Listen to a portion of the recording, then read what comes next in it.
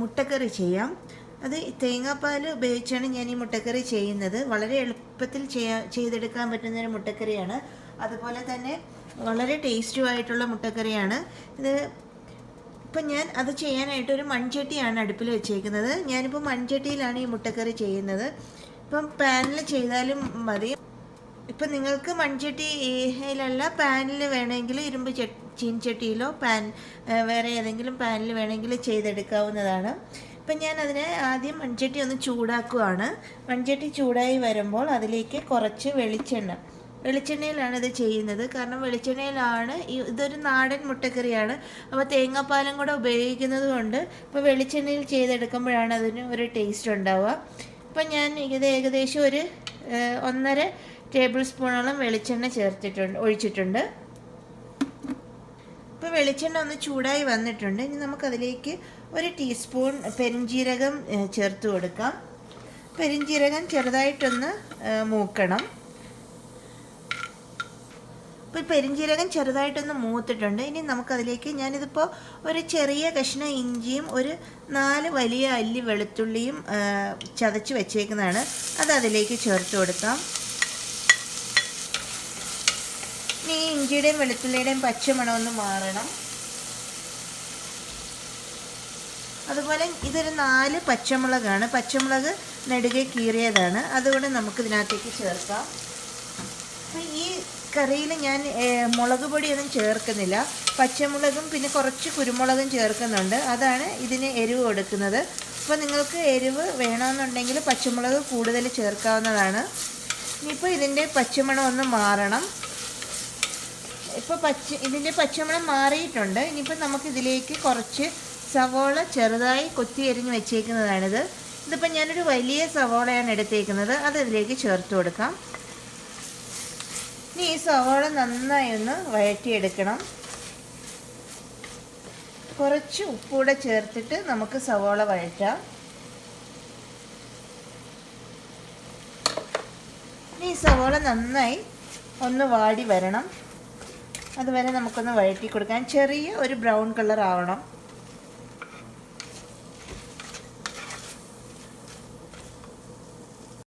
ഇപ്പോൾ ഉള്ളി ചെറുതായി വാടി എണ്ണയൊക്കെ ചെറുതായി ഒന്ന് തെളിഞ്ഞ് വരാൻ തുടങ്ങിയിട്ടുണ്ട്. ഇനി നമുക്കിതിലേക്ക് കുറച്ച് പൊടികൾ ചേർത്ത് കൊടുക്കണം. 1/2 ടീസ്പൂൺ മഞ്ഞൾപ്പൊടി, അതുപോലെ 1 ടീസ്പൂൺ മല്ലിപ്പൊടി. ഇത്രയും പൊടികളാണ് ഇപ്പോൾ നമ്മൾ ചേർക്കുന്നത്. ഇതിനി ഈ പൊടികളൊന്ന് ഇതിനകത്ത് മൂപ്പിച്ചെടുക്കാം. ഇപ്പോൾ പൊടികളൊക്കെ ഒന്ന് മൂത്ത് വന്നിട്ടുണ്ട്. ഇനി നമുക്കിതിലേക്ക് കുറച്ച് ടൊമാറ്റോ ചേർക്കണം. ഇതിപ്പോൾ ഞാനൊരു 3 ടൊമാറ്റോ അടിച്ച് വെച്ചേക്കുന്നതാണ്. അത് ചേർത്ത് കൊടുക്കുവാണ്. ഇതിപ്പോൾ ഞാനൊരു 3 ടൊമാറ്റോയാണ് അടിച്ച് ചേർത്തത്. ഇപ്പോൾ ടൊമാറ്റോ നിങ്ങൾക്ക് ചെറുതായിട്ട് അരിഞ്ഞ് ചേർത്താലും മതി. അപ്പോൾ ഇതുപോലെ അടിച്ച് ചേർത്താൽ പെട്ടെന്നങ്ങ് വെന്ത് കിട്ടും. അതുകൊണ്ടാണ് ഞാൻ ഇതുപോലെ നന്നായിട്ട് ഒന്ന് മിക്സിയിൽ അടിച്ച് എടുത്തത്. അപ്പം ഞാൻ 3 ടൊമാറ്റോ എടുത്തത് അധികം പുളിയില്ലാത്ത ടൊമാറ്റോ ആയതുകൊണ്ടാണ്. അപ്പോൾ നിങ്ങൾ പുളി അനുസരിച്ച് ടൊമാറ്റോ എടുക്കുക. അപ്പോൾ ഇവിടെ കിട്ടുന്ന തക്കാളിക്ക് അധികം പുളിപ്പുണ്ടാവില്ല. അതുകൊണ്ടാണ് ഞാൻ 3 എടുത്തത്. ഇനി നമുക്കിത് അടച്ച് വെച്ചൊന്ന് വേവിക്കാം.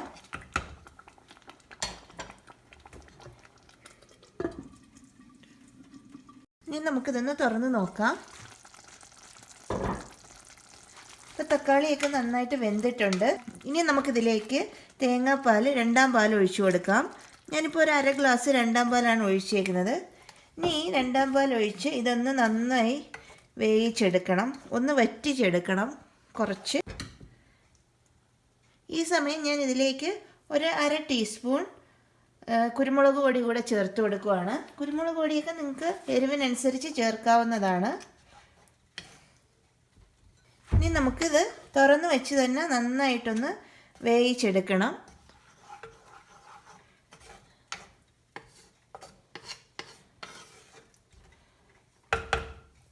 ഇപ്പം നമ്മുടെ കറി നന്നായിട്ട് തിളയ്ക്കാൻ തുടങ്ങിയിട്ടുണ്ട്. ഇനി നമുക്കിതിൽ അതിലേക്ക് പുഴുങ്ങിയ മുട്ട ചേർത്ത് കൊടുക്കാം. ഇപ്പോൾ ഈ മുട്ട നിങ്ങൾക്ക് രണ്ടായിട്ട് കീറി വേണമെങ്കിലും ഇതിനകത്ത് ചേർക്കാം. പക്ഷെ ഞാനിപ്പോൾ ഈ പുഴുങ്ങിയ മുട്ട ഇതുപോലെ തന്നെ ചെറുതായിട്ട് ഇതുപോലെ ഒന്ന് ചെറിയ ഇതായിട്ടൊന്ന് കീറിയിട്ട് അതിനകത്ത് ഇട്ട് കൊടുക്കുകയാണ്. അതിൻ്റെ അരപ്പൊക്കെ ആ മുട്ടയുടെ അകത്തേക്കൊന്ന് കയറാൻ വേണ്ടിയാണ് അങ്ങനെ ചെയ്യുന്നത്.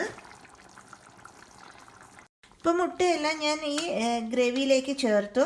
ഇനി നമുക്ക് ഈ മുട്ടയിൽ ഈ ഗ്രേവിയൊക്കെ ഒന്ന് പിടിക്കാൻ വേണ്ടി ഒരു 2 മിനിറ്റ് ഒന്ന് അടച്ചു വെച്ച് വേവിക്കണം.